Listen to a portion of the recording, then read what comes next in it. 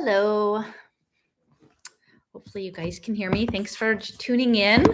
I'm going to try to do 3 chapters tonight, and then it looks like there's one more session, and then we're done with Rainbow's End. So I know it's taken kind of a while. I've been a little bit slow about it.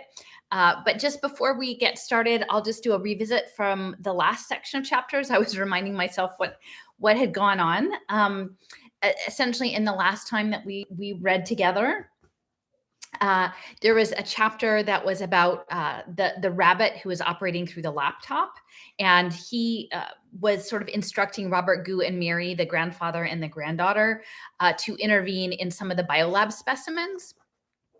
Because actually he was trying to get them to intervene in some of the specimens, but I think the rabbit had been taken over by Alfred Vaz, the bad guy. And so he was trying to redirect them to other specimens while he scooped out certain specimens he had in another room to send them up in the spaceport and get them out of the lab. But Mary Gu was super smart, and she outsmarted him, and she was able to disrupt, I think, some of that. So that was one of the chapters. And then there was the Tommy, who is the guy who had the heart attack. They came up and they found him. And then at the end, there was one about the library. They had revoked the privileges on the Rabbit AI, the credentials or certifications that were attached to Credit Suisse. And so there was this cascading of revoked credentials that took a lot of the edge computing offline, which made the augmented reality not work anymore.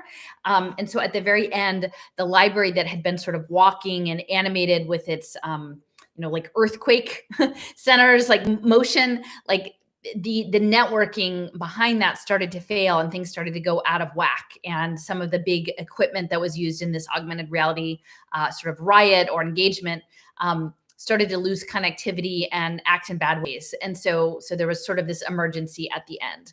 And so that's where we're coming into now. So this is called chapter 31. Bob is Robert Gu's son in the military. Bob contemplates nuclear carpet bombing. Okay, so Bob coasted across the UCSD campus. His landing dart, because he was actually ejected in the air. His landing dart now as slow and quiet as the network munitions that were raining out of the sky. This was a classic network superiority assault, absent significant defenses. There were many, many things to do and only seconds to do them. But for these very few moments, he had a paradoxical sense of security. There weren't many places in the modern world where a human could be as self-sufficient, if only temporarily, as when in command of such an assault.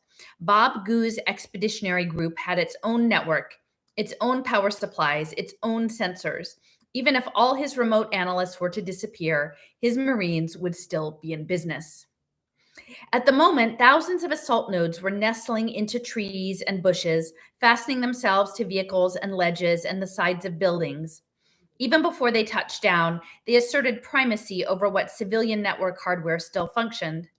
That takeover was almost complete. He already had access to almost all of the embedded controllers in the area. In combat, those local systems were often unsalvageable. But here, there were a few seconds of intense interrogation. A DHS authority was asserted, and he had control. The cars and wearables, the medicals and the viewpoints and the financials and police systems, they were all responding. Police and rescue workers were reconnecting via the combat net. Already, he could hear their voices picking up the operation. And with just a little luck, there would be no loss of life, just a very bad and strange network outage. He would leave the combat net in place, just as in a foreign operation.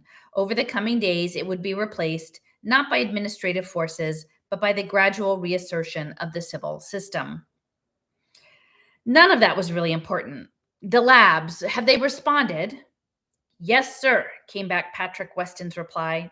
He was on the ground with the first squad near the Gen near the Gen main entrance. We have access to the lab's backup security. It's agreeing with the primary, claims the underground is secure. No sign of civilian status alarm, building failure. The letters streamed across the corner of Bob's view. The university library was going down. In combat, bad things happen, but tonight the cause looked like stupidity plus bad luck. First, the rioters making their library dance, and the network outage destroying its smarts. And whatever the reason, people would end up just as dead.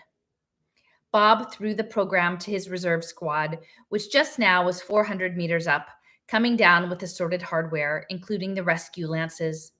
He was vaguely aware of the lance canisters popping their fins, turning to the point down in the library. There was a flash of hundreds of tiny rockets, and as many hardened nodes were rammed downward through the concrete and the steel of the elderly building. Inside, action would be faster than any human attention. The composite flechettes guiding themselves between walls and doing their best to minimize damage to the old-style wired utilities. Once in place, they would displace the control nodes of the dead building system and attempt to contact the stability servos. Waves of compute and recompute flickered from the squad's status board. Success depended on just what had survived and how fast it could engage the Marines' localizer mesh. But rescue was not the mission. His attention was on Patrick Weston. Understood, Gu said. Make it clear to biotech management and automation. They are to stand down and seal off the labs. Nothing goes in or out. Warn and embargo, sir. Yes, sir. Maybe Zhang's message was some bizarre fraud. Maybe, yeah. He gave Weston another squad and engaged police backup.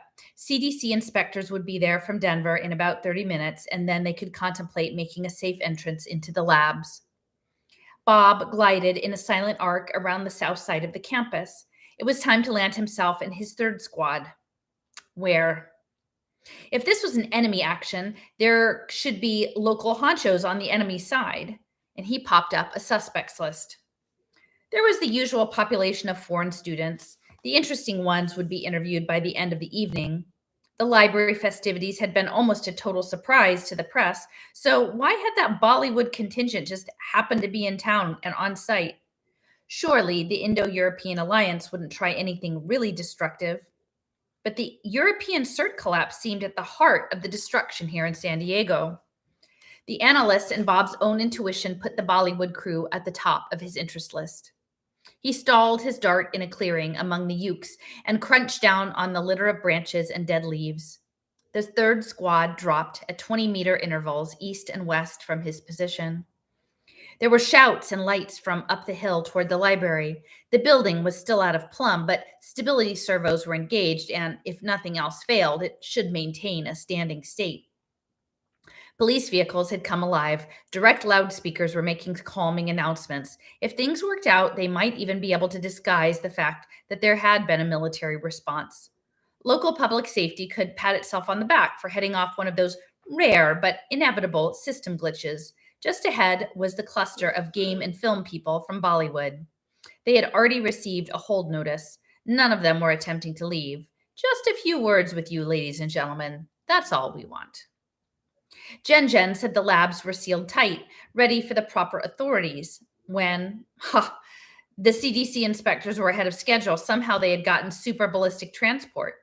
They'd be on the ground in 10 minutes. He had support extending up the chain of command and downward too. Some very large, very competent groups were reworking the odds that the labs had been converted to factory of death mode. They agreed that the probability was less than 1%. That is science fiction. And now his analyst pool was larger than Bob Gu had ever seen. Perhaps 15% of the analytical power of the entire U.S. intelligence community. All that support should have been comforting, yet there were places where the connectivity looked thin. Maybe that was just the way his associations flowed when a crisis was totally bizarre. Others thought it strange, too. He saw lots of paranoid colors, and finally, someone got desperate. Point of order. I have a sanity check. We've lost communication with 5% of our original threat analysts since the revocation attack began. And this should be impossible. Closed point of order.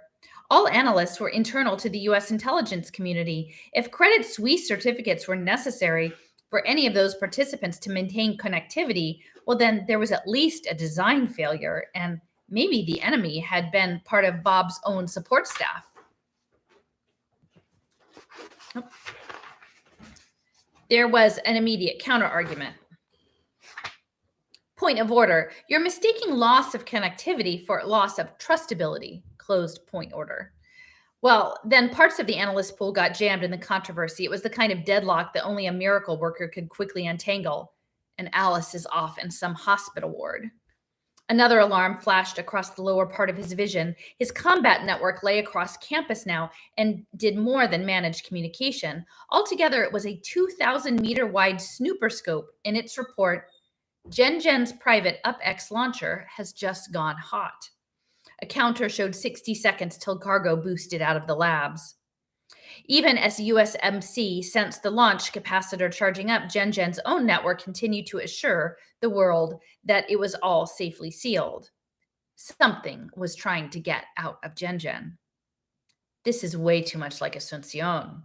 Bob glanced at the nukes and the death fog dispensers and HERFs and airs floating down 10,000 meters. To the journalists, those weapons should look like random aerobots, but they gave Lieutenant Colonel Robert Gu the physical power to annihilate any threat in this corner of the USA. And so what was the minimum sufficient threat response?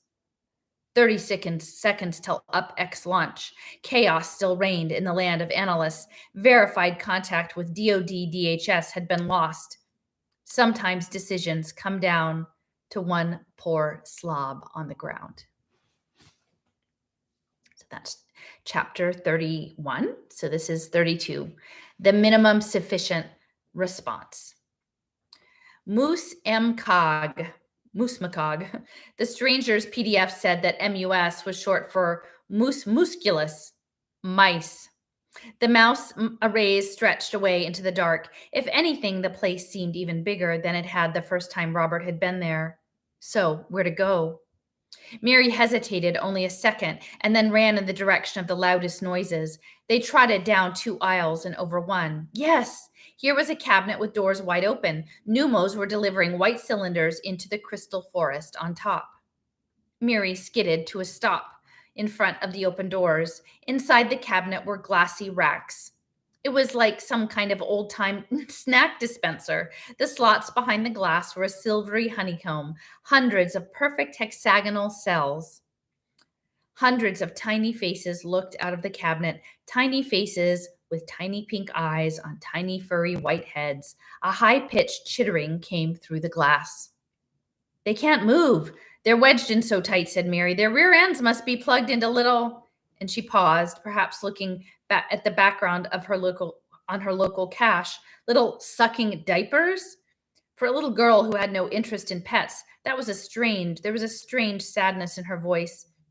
It's a standard thing, really? Mary tore her gaze away from the array of chittering faces. Each of these cabinets has mice cells arranged 20 by 30 by 10. And so there are 9 more arrays behind this one we're looking at. Hear the crunching noise? Smart Alec's friends are wrapping up some of those for shipment. But where? None of the mouse cells were moving. That must be in the back. There was a sound like a goblet breaking. Colored mist floated down from the crystal forest. It barely wet his face, but Mary was standing right beside the cabinet. He reached out and drew her back. Above them, the rest of the fluidics shattered, and there was a faint scent of unwashed socks. Robert moved them farther back, stepping on the broken glass. Mary, that could be nerve gas. Mary was silent for a second, and then her voice piped up confidently. They're trying to scare us. This part of the lab isn't designed for simple poisons. But Robert remembered the shipping cartridges just arriving here. We were suckered into stopping at this cabinet. Mary slipped out from behind him and ran around the cabinet. Ha! There is a transport tray back here. And by the time he caught up, she was holding the tray with, hosing the tray with aerosol glue. Tiny motors whined, unable to load from the cabinet. And Mary reached out, patted the almost invisible boundaries of the gel. And after a moment, the crunching sounds within the cabinet came to an untidy stop. Nothing's going out from here. They stood, listening, and now the familiar sound of cargo prep came from all over the cavern. How many mouse arrays are there, Mary? 817 when I cached the lab description. She looked up at him, but there's no way Smart Alec's friends could be using more than a few arrays. There's too much security and too many other projects down here. The sounds of packaging grew louder. Dozens of cabinets were playing the game of "Come stop me." Miri stepped back and gazed into the distance. The lab was a miniature city, its alleys laid out in a rectangular grid, stretching off into the dark beyond their single street lamp. I've got a good map, but, well, what can we do, Robert? Robert looked at her map. I came through here with Tommy and we set down gadgets by particular cabinets. Yes? Well, which ones? Robert looked again at the map floating in the air before him. The place was a maze, and the cabal had come in from different directions. Well, in 2010, Robert had gotten lost in a shopping mall parking lot. And after an hour, he still couldn't find his car and he ended up at mall security. That had been the first undeniable encounter with his mental decline. But the new me shouldn't have trouble remembering. The nearest is 2 rows that away and then jog right. They raced past 2 aisles and then over one to the right. Almost all the cabinet doors were open, their transport trays working to prep cargo. Miri waved at the pneumo tubes that branched above the cabinets. But see, nothing is actually shipping from here. Where's the next place? And then they were running off again towards his best guess. Ahead of them, something loomed against the ceiling. The Gen launcher. Miri skittered to a stop and began shaking her spray can. Which one, Robert? All the cabinets around her were behaving like suspects. It's still 2 more rows and then 5 cabinets down. But I thought you said... Never mind. Miri walked past 2 more rows and Robert followed. She looked up at him. I'm not sure. He glared over the tops of the cabinets, trying to orient on the launcher, trying to force memory. She hesitated and then touched his arm. It's okay, Robert. Sometimes you can't remember, but things will get better for you. Wait, he said. I'm sure this is right. The pneumo tube behind the nearest had just received a shipping cartridge, and mouse boxes were rolling on board. So that means, and Mary's hand slipped from his arm, and she looked around and then up at him. Where are we? Maybe it hadn't been nerve gas. Maybe it was something worse, and Mary got the bigger dose. Above the cabinet, the pneumo hatch had closed, and there was a pillowed thud, and the cartridge sped away. Another cartridge pulled into the sliding above the cabinet. Another batch of mice rolled in to meet it. It was out of reach, but I still understand what has to be done. Robert looked down at Mary and did his best to smile and lie. Oh, we're just on a tour, Mary. How about it? Would you like to climb on top of that cabinet? She looked up past him. I'm not a little girl, Robert. I don't climb on other people's property. Robert nodded and tried to hold his smile. But Mary, this is just a game, and if we can stop the white thing with your game gun, and then we win. You want to win, right? And now that brought a smile, full of pert intelligence. Of course. Why didn't you say it was a game? Ha. This looks like some kind of bioscience lab. Nice. She looked at where the transport was sliding the mouse boxes along. So what do you want me to do? Once she's up there, she'll forget all over again. I'll tell you when you get there. And he lifted from beneath her arms. Reach up and grab the edge, and I will push. Mary giggled, but she did reach up, and Robert did push, and she did through the gap beneath the siding. Her spray can was just inches from the transport tray. Now what? Her voice came down to him. Yes, well, now what? Well, you go to all the trouble to do something, and then you forget the point. Only this time he knew the point was something very, very important. Robert flailed, beginning to panic. Kara, I don't know. Hey, I'm not Kara. My name is Miri. Not my sister, my granddaughter. Robert stepped back from the cabinet and tried to make sense. Just shoot the spray at the can, at the moving things, Miri. Okay, no problem. A sound that was pain spiked into his head, and over the cabinet he had a glimpse of a strange hole that split the side of the UpX launcher. Nothing to do with Miri. The thought had barely registered when he was slammed backwards. Array 1 was in the Gen launcher. The stealth launched vehicle had a good chance of making it out of the U.S. cordon. Array 2, well, Alfred's camera showed that his strategy with the Gus was working. Somehow they had found the one Muse cabinet that really mattered, but with his improvised gas attack, that was taking effect. The two were moving with a kind of aimless uncertainty. He had time to prep the second load. He could get both out. Mitsuri to Braun Vaz, USMC, Elint has detected ballistic launcher, power up in the labs. What can that be, Alfred? Closed message. Damn, U.S. Marine Corps. Alfred's analysts hadn't thought American electronic intelligence would be so sensitive. Vaz to Braun Mitsuri. It's just bad luck. The Gen launcher is cycling through its nightly calibration. Closed message. Well, that was a lie, but Alfred had his story ready. He launched a flurry of faked analysis, showering conclusions across Keiko and Gumberk's teams. After the fact, he'd blamed the launch on a resurrected rabbit. Mitsuri to Braun Vaz. But will the Americans believe that? She popped up some windows, her best estimate of just when and how the U.S. Marine Corps might respond to the launch prep. No time for the third cartridge. The Gen launcher was loaded. The capacitor was within 45 seconds of launch. If only the Americans would just dither a bit. Vaz to Braun Mitsuri. I'm finished with cleanup, heading for rendezvous. Closed message. Alfred took a last glance around. In fact, all of his checklists were finally green. Across the room, the Orozco boy was sleeping peacefully. He would remember nothing of tonight, and his personal log had been artfully corrupted. Alfred stepped out of the room and proceeded down the hallway. There was lots of area lighting, the sort of thing you'd expect in a major system failure.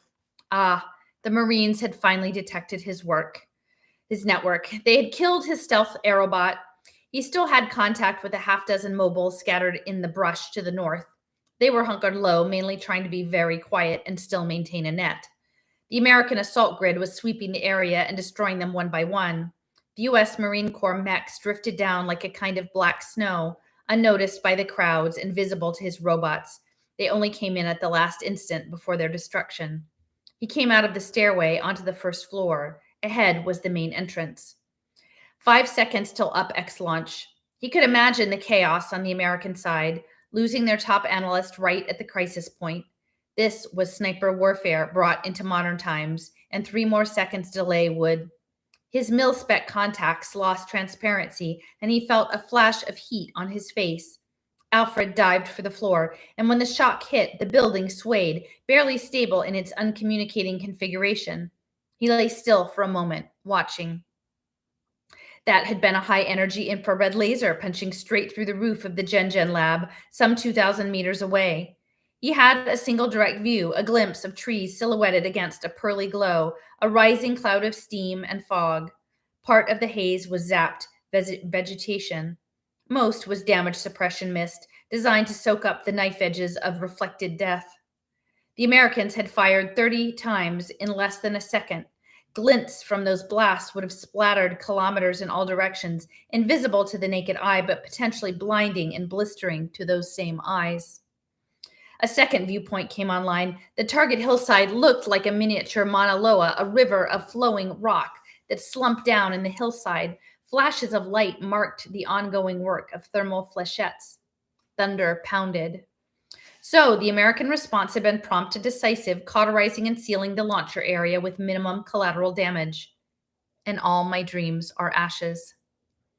His contacts had transparency again. Alfred came to his feet and ran out of Pilcher Hall. Ahead of him, people swirled in a panic, first stunned by network failure and now dazzled by HEIR laser glints. Get into the crowd. Even though he was shoulder to shoulder with humanity for the first time this evening, Alfred felt really, really alone. Some people around him stared upward, and some were temporarily blinded. Some people were crying. Others were counseling the sensible thing. Get under cover, keep your gaze down and away from reflectors. In the midst of network failure, these people were reduced to literal word of mouth. But that word was spreading. More and more people realized that for only a third or fourth time in recent history, their own country was under military assault. And so far, none of them had guessed that it was their own military's doing. Alfred kept his head down, his face covered. It wasn't a suspicious posture. Hundreds of others were cowering similarly. He shrank his communications down to a fuzzy static that conveyed only a few bits per second, and that routed chaotically through his mechs. His ops gear was heavily shielded. To the USMC probes, it would seem like just another Epiphany unit struggling to cope with the sudden failure of the public net. And all that might buy him 10 more minutes. Long before then, the DHS analyst pool should recover from Alice's collapse and run a retrospective surveillance of the local video streams. Analysts obsess on a data set that small were deadly effective. He could imagine their gleeful pursuit. See how the enemy mechs are clumped across from Pilcher Hall? Scan back to early in the evening. Who all had been near the building? Why, there's Goo's daughter going in a few minutes earlier, an Indian-looking fellow doing the same. Scan forward. No action until a minute ago, when the same Indian-looking fellow comes running out. Track him forward to the present, and my, there he is, trying his damnedest to seem like an innocent bystander. In any case, tonight's Indo-European operation was beyond all deniability, and that was the minor disaster. For a few seconds, Alfred Vaz drifted in uncharacteristic despair. What about all my years of planning? What about saving the world?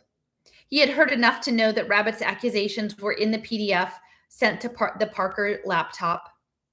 Alfred would never complete his research program, and indeed, Rabbit had been the very next very bad thing.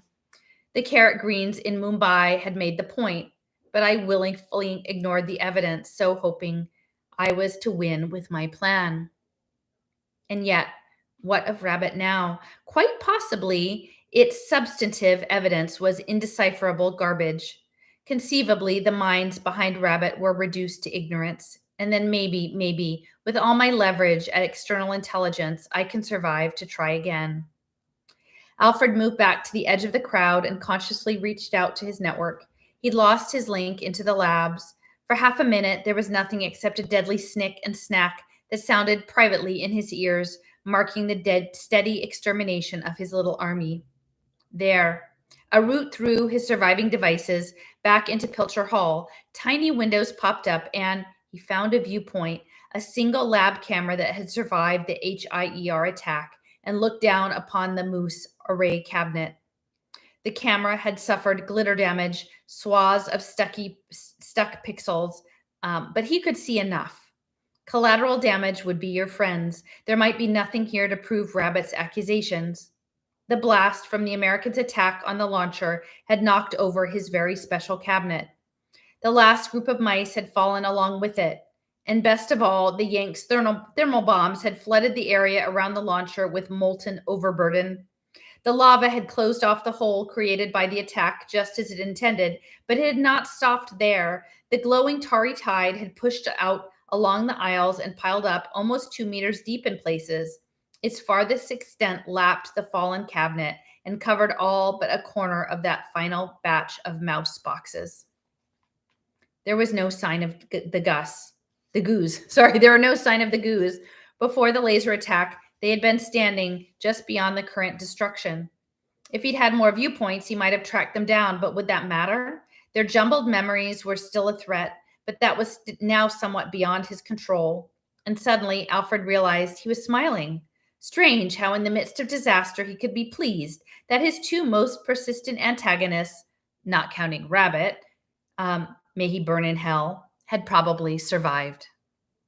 He was closer to the library now. Civilian rescue workers were in evidence, though the network support was probably provided by the Marines. Interrogation teams were not yet in action. He'd found a backup aerobot to relay through. He got one fresh message before it was lost. Mitsuri to Vaz. Gunberg's analysis is almost complete. Please give us a few more minutes. Cover, Alfred. USMC is still focused on the labs. You have a clear run to your Bollywood team. Closed message. She marked a map with the cinema team's current location on the north edge of the crowd in the eucalyptus. The Bollywood crew and its automation were well prepared for tonight's operation, though the on-site people were not knowing participants. Alfred took a final check all around himself. He walked a few paces through the trees, and he was in the midst of his Bollywood crew. Mr. Ramachandran, we have lost all connectivity. The video tech's eyes were wide. Everything was fine, but now everything is so very terrible. The crew were experts at the spectacular, but not the real. Alfred shifted into his persona of harried cinema exec. Well, you have your cached videos, do you not? You forwarded the early context back home, did you not? Yes, but they wanted to rush out from the trees to help the injured down by the library. That was for the best. In moments, Vaz would be one of the group again. Perhaps the DHS analysts would still be in chaos. It would be amusing, and amazing too, if this cover got him past the USMC cordon and out of California. As he followed his cinema crew out into the open space around the library, he had only one remaining link to his mill net. It was past time to drop that bit of incrimination. But there was still intelligence streaming in, terrible, chilling words that Alfred would never have been burdened with if he hadn't still been linked. Please, please don't do this to her. She's just a little girl. Goo. Alfred searched wildly in his only remaining view. Back in his physical person, he stumbled. The video tech grabbed his elbow, steadying him. Mr. Ramchandran, are you quite well? Were you blinded in the attack? Alfred had the presence of mind not to shake her off. I'm sorry. It's just all this destruction. We must help these poor people. Yes, but you must stay safe yourself. The tech guided him down to where the rest of the Bollywood crew was ready, helping the emergency workers. Her aide gave him cover to look carefully out from his underground viewpoint. The damage to the camera had partially healed, and some of the stuck pixels were flickering, and now he could see a little beyond the left of the fallen cabinet. The elder Gu was pinned beneath. Lord, where was the other one? Anonymous to Robert Gu. Where is your little girl? Closed message. Who is this? The voice screamed in his ear and then continued more quietly, more desperately. She's right here, unconscious, and I can't move her out of the way. Anonymous to Robert Gu. Closed. I'm sorry, Alfred. I couldn't think of anything more to say. Dead, these two might marginally improve his own prospects. He looked angrily away from his viewpoint. Damn me. He had accomplished nothing this night except destroy good people. But how could he safely save them? Please, just tell the police, don't let her burn. More spikes of overpressure, the sound of 1,000 fragile things breaking, of heavy plastic tearing, bones being crushed. Robert didn't really hear it all, the bones getting crushed. That was distracting. Even the follow-up explosions and the heat were more or less unnoticed. Robert surfaced from introspection that might as well have been unconscious, except it hurt a hell of a lot more. Mary was on her hands and knees, and she was wailing, Grandpa, Grandpa, say something, please, Grandpa. He twitched a hand and she grabbed it. I'm so sorry, she said. I didn't mean to knock things over. Are you hurt? It was one of those questions that had an easy answer. Agony the size of an elephant was sitting on his right leg. Yes, but the rest of the clever answer was lost in his pain. And Mary was crying, choking, very un-Mary-like, and she turned and pushed the cabinet that had him pinned. Robert took a deep breath, but mainly that made him dizzy. The cabinet's too heavy, Mary. Stay back. Why was the air so hot? The steady light was gone. Something like an open furnace glowed beyond the fallen equipment where the sounds were all popping and hissing. Kara, Mary, come back from there. And the little girl hesitated, and under the cabinet were the crushed remains of the mouse array that had been about to load. It wasn't going anywhere now. Mary reached down into the broken glass, and Robert cricked his neck and saw a tiny face peering back into his, a mouse loose from its suction trap in the array. Oh, Mary's voice squeaked, hi, little guy. A laugh mixed with a sob, and you too, you each get a free pass. Robert saw more tiny faces as she freed other mice. The heads bobbed this way and that, and they didn't seem to see him, and after a moment they found something that was much more important in the mousely order of things. Freedom. They ran around the girl's hands and away from the heat. And now Robert could see what caused the heat. A glowing white glob of syrup dripped over the wreckage and hissed into the redness as it oozed down the side of the falling cabinet. Kara gave a panic cry and came back to him. What is this? The hissing and spattering as if it could make it over that barrier. It must be damned several feet deep. I don't know, but you've got to get away. Yes, come on. The girl pulled at his shoulders and he pushed with her, ignoring the tearing pain in his leg, and that moved him 4 or 5 inches, but he was stuck more solidly than before. And now the heat was even more distracting than the crushed leg, and Robert's mind hopped from one horror to the other, trying to keep its sanity. He looked across at his crying sister. I'm sorry I made you cry, Kara. And she just cried harder. You've got to run now. And she didn't reply, but the crying stopped, and she looked at him uncomprehending and then slid back from the furnace heat. Go, go. But then she said, I don't feel good. And she lay down just beyond his reach. And Robert looked back at the oozing rock, and it had swamped the bottom of the cabinet, and another inch or two it would top over onto his little sister. And he reached out and he snagged a long shard of ceramic and he wedged it against the glowing tide. And there were more explosions, but not so loud. And up close, there was just the smell and the sound of things cooking. And he tried to remember how he had come to be here. Someone had done this to him and Kara, and surely they must be listening. Please, he said into the glowing dark, please don't do this to her. She's just a little girl.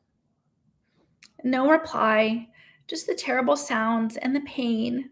And then the strangest thing, letters came scrolling across his gaze. Anonymous to Robert Goo. Where is your little girl? Who is this? She's right here, unconscious, and I can't move her out of the way. Anonymous to Robert Goo. I'm sorry. And he waited and he saw nothing more. Please just tell the police, don't let her burn. But the silent watcher was gone and Kara lay unmoving. Can't she feel the heat? It took everything he had to hold the shard in place. And then, Professor Goo, is that you? It was some pestering student. There were so many after images, he couldn't be sure, but someone was there, partially submerged in the molten ooze. It's me, Zulfi Sharif, sir. That name was familiar. A Weasley arrogant student, but now his skin wasn't green. That meant something, didn't it? I've been trying for some hours to call you, sir. It's never been this bad before. I fear I may have been truly hijacked. I'm sorry. And he mostly submerged in the glowing rock, a ghost. You're injured, said the ghost. Call the police, said Robert. Yes, sir, but where are you? Never mind, I see. I'll get help straight. And the glowing rock dribbled over Robert's makeshift dam onto his arm, and he descended into a pit of mindless pain. That was pretty bad. Okay, one more chapter tonight. Freedom on a very long leash. Chapter 33.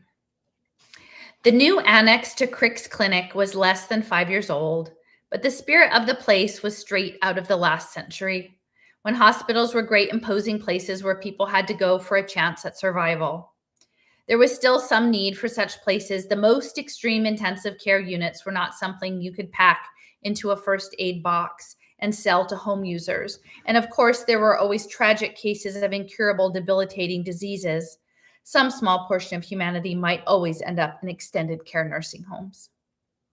The new annex satisfied certain other needs. Those occurred to Lieutenant Colonel Robert Goo Jr. every day when he drove onto the hospital grounds.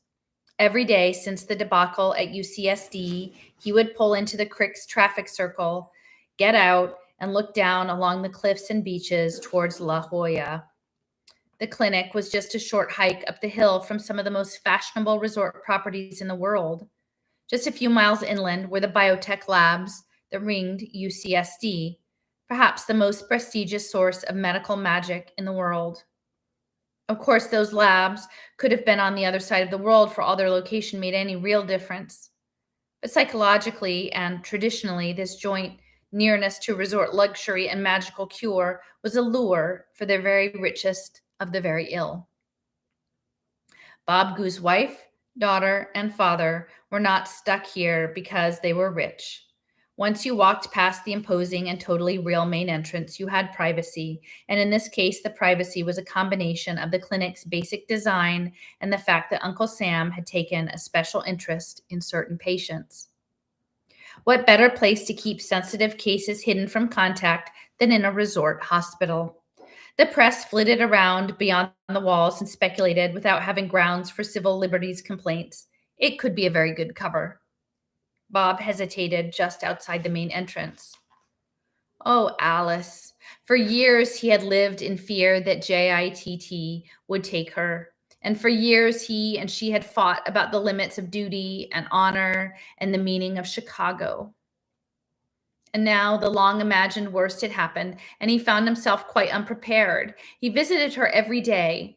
The doctors were not encouraging. Alice Goo was stuck under more layers of JITT than these guys had ever seen. So what did they know? I mean, Alice was conscious. She talked to him, desperate gibberish. He held her in his arms and begged her to come back. For unlike Dad and Mary, Alice was not a federal detainee. Alice was a prisoner in her own mind.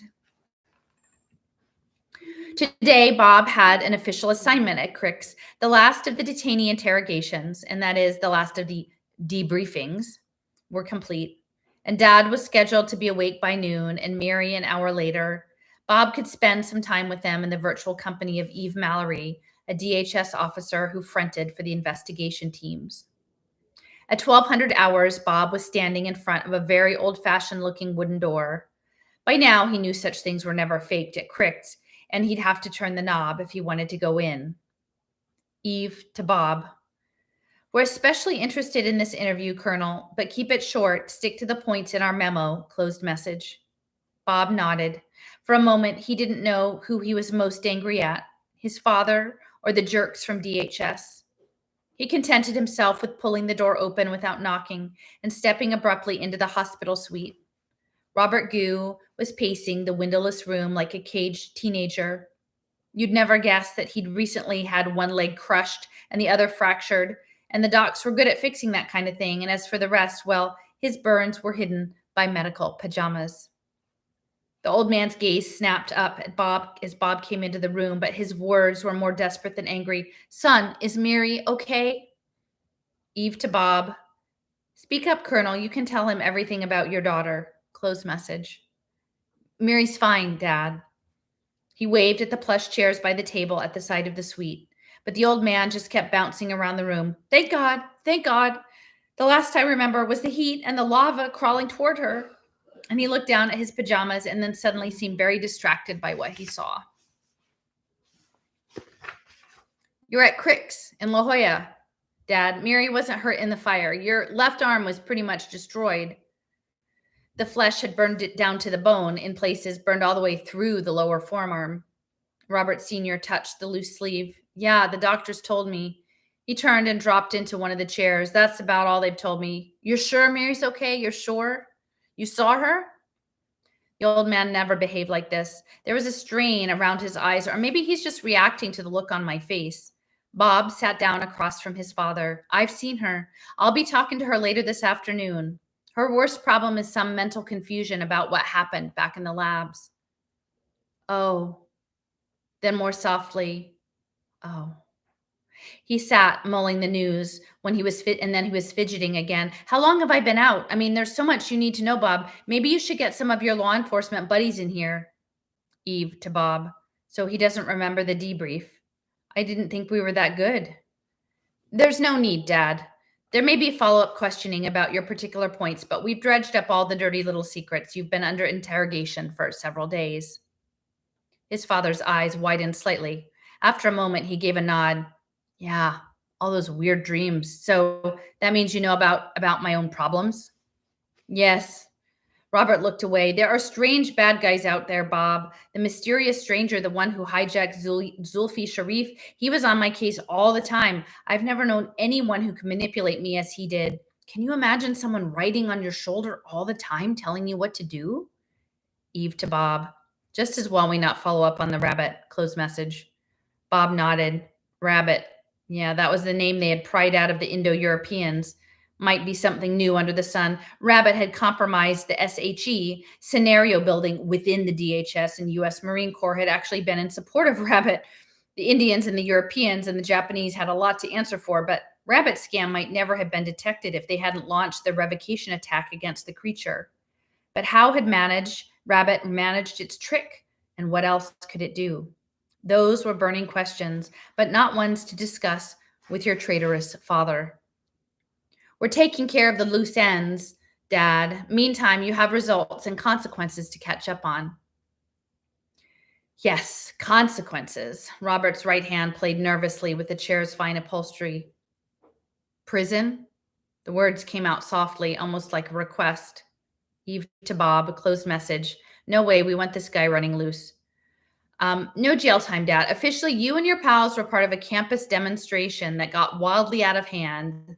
And less officially, well, the rumor we're peddling is that you helped stop terrorist lab sabotage. That would be another job for the ever-useful friends of privacy. Robert shook his head. Stopping the bad guys, well, that part was Miri's idea. Yes, yes, it was. He gave his father a stony look. I was officer of the watch that night. Eve to Bob, careful, Colonel.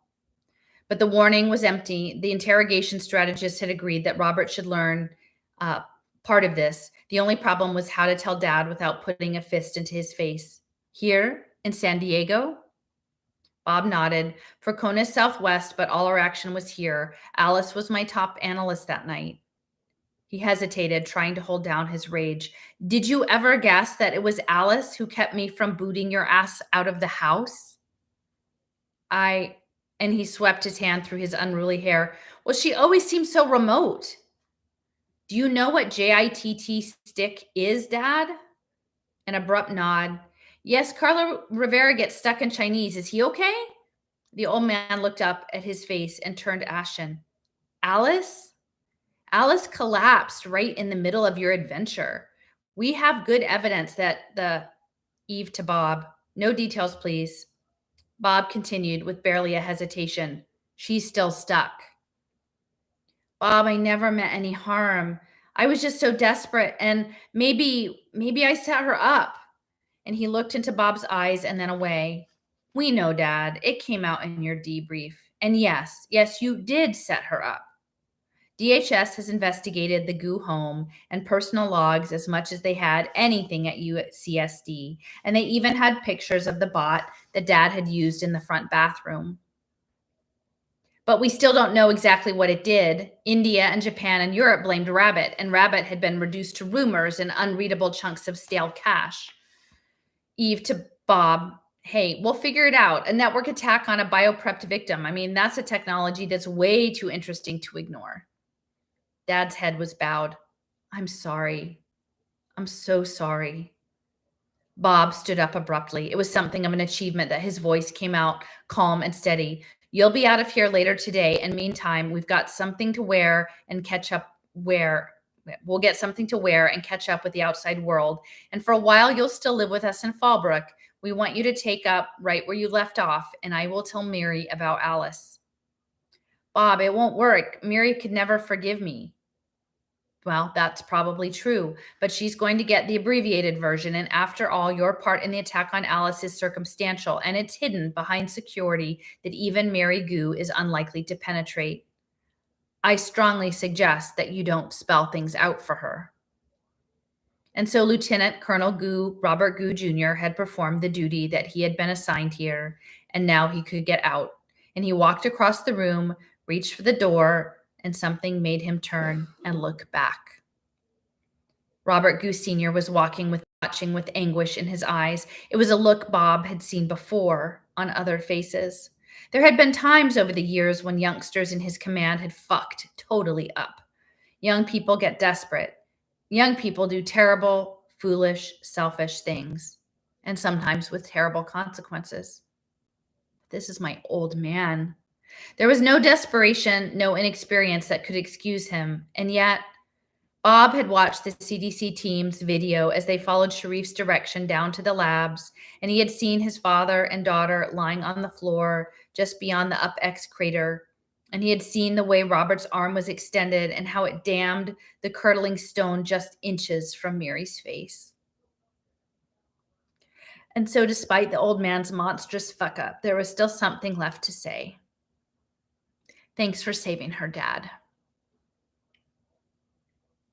Take up just where you left off, Bob had said. At Fairmont High, that was almost feasible. Juan and Robert had already taken their written final exams, and they had been out of the action through Christmas and New Year's.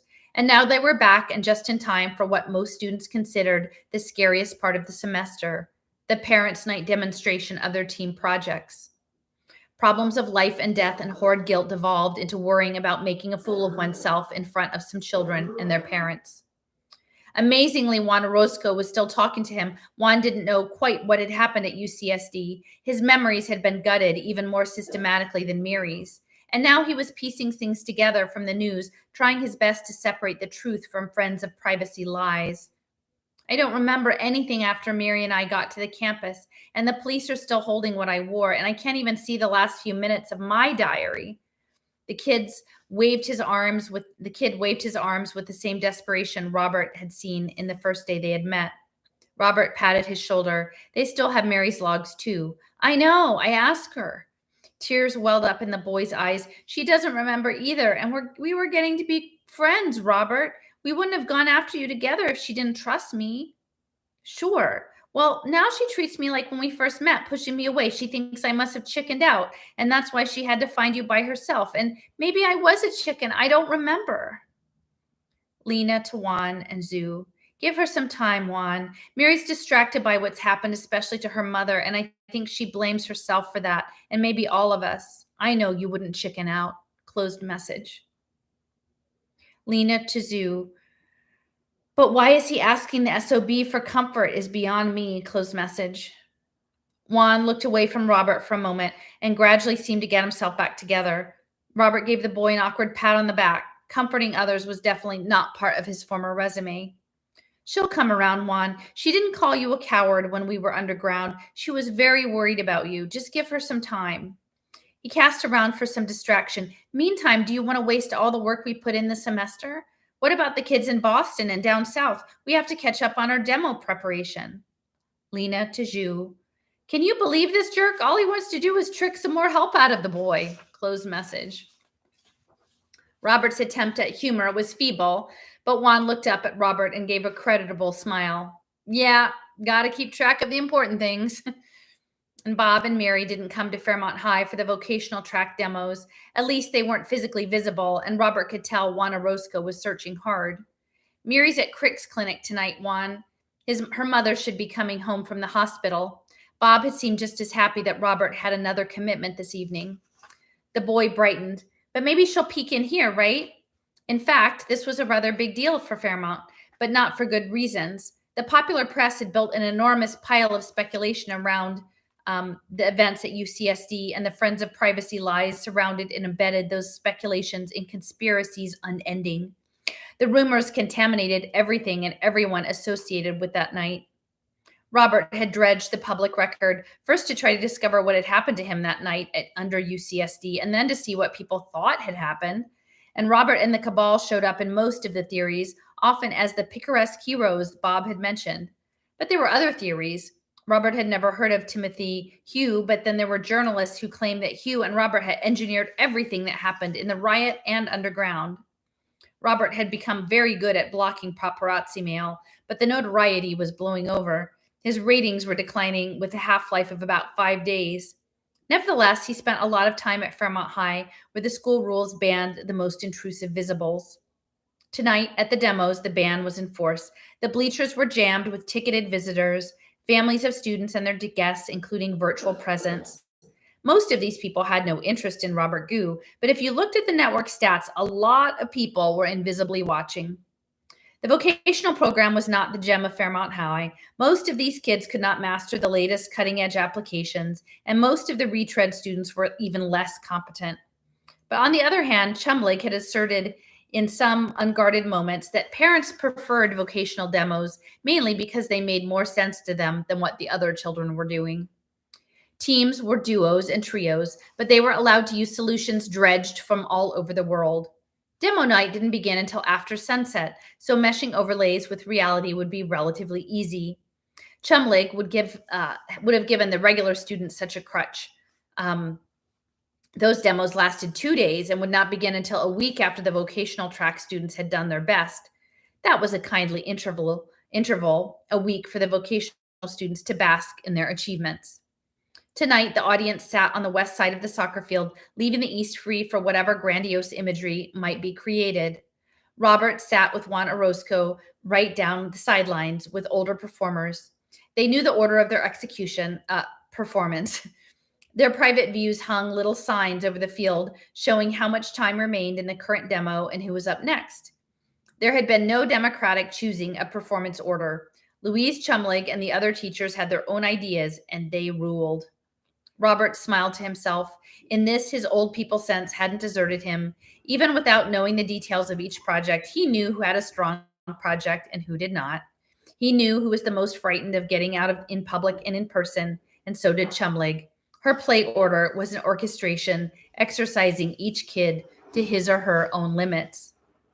Amazingly, that ordering also produced a pretty good show. The Radner twins started out. For these two, the east side of the campus was not enough.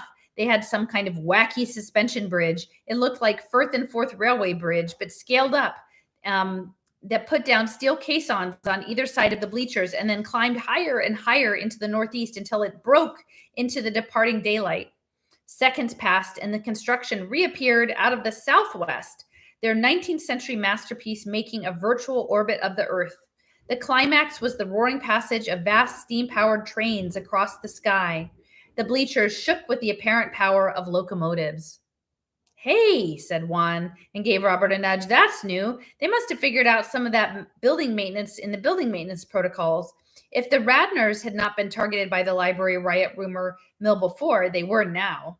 Robert guessed that would please the twins just fine.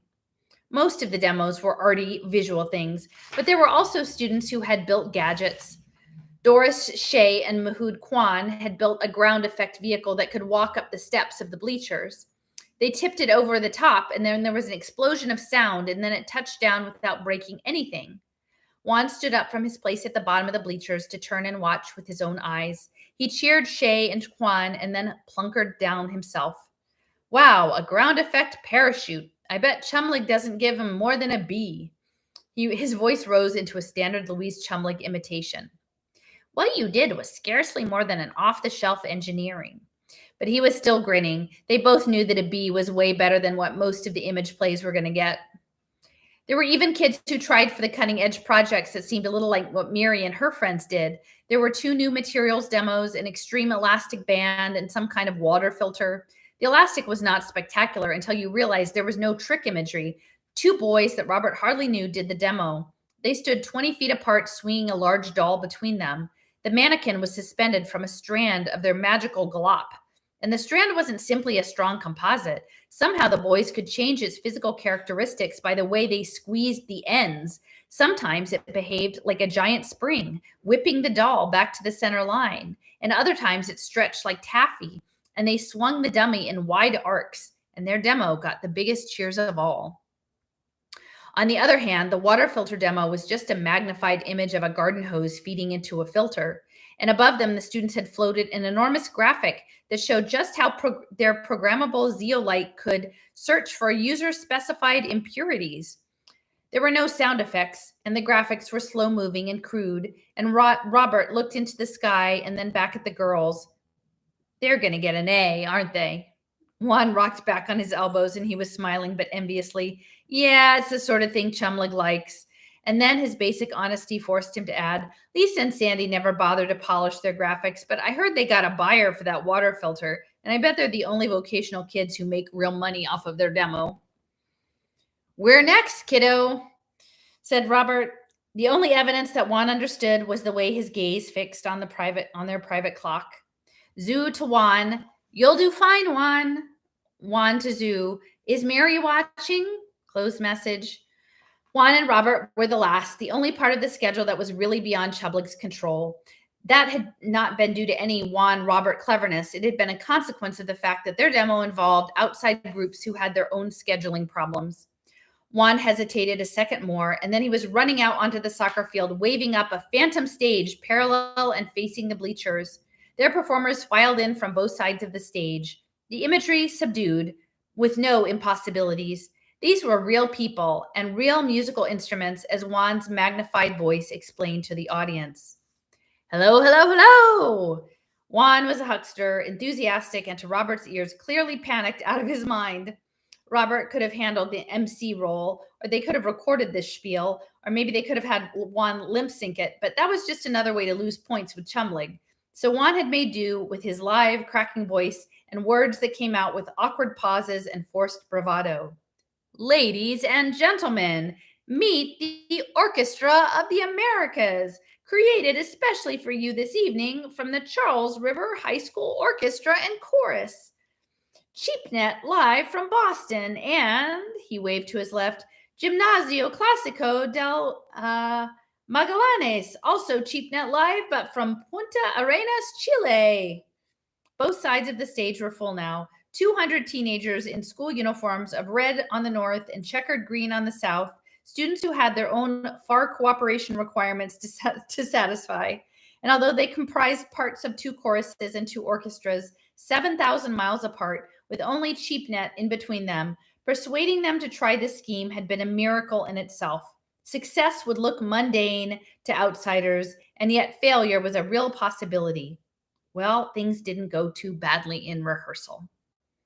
And now, Juan grabbed for his still greater import. And now, ladies and gentlemen, the Orchestra of the Americas will perform their very own adaptation of Beethoven's EU anthem with lyrics by Orozco and Gu and network synchrony by Gu and Orozco.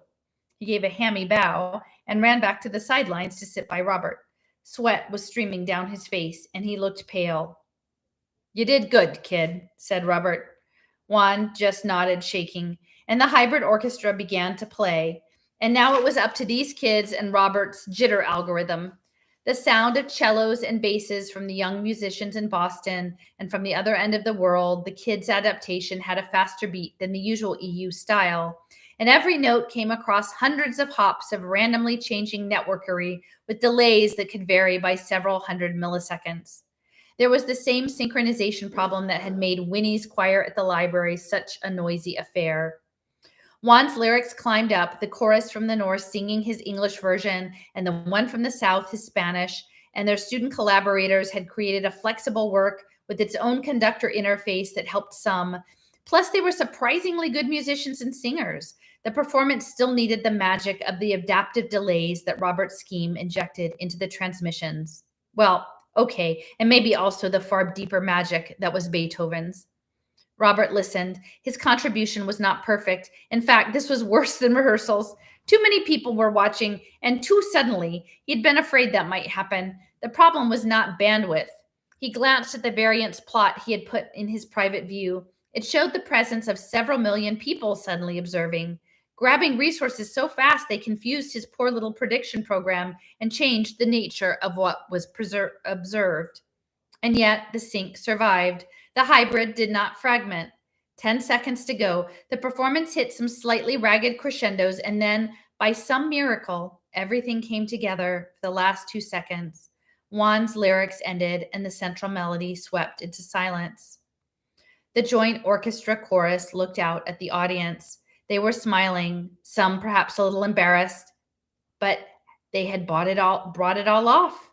There was applause, wildly enthusiastic from some quarters, and poor Juan looked absolutely drained. Fortunately, he didn't have to venture out on the field to wind things up. The performers were making their bows and trooping to the north and south ends of the stage, back to their respective corners of the world, and Juan's smile was a little sickly as he waved to the local audience. His voice came sideways to Robert. "Hey, I don't care what grade it gets. We did it, and we're done." Okay, so we only have this much left, hardly any.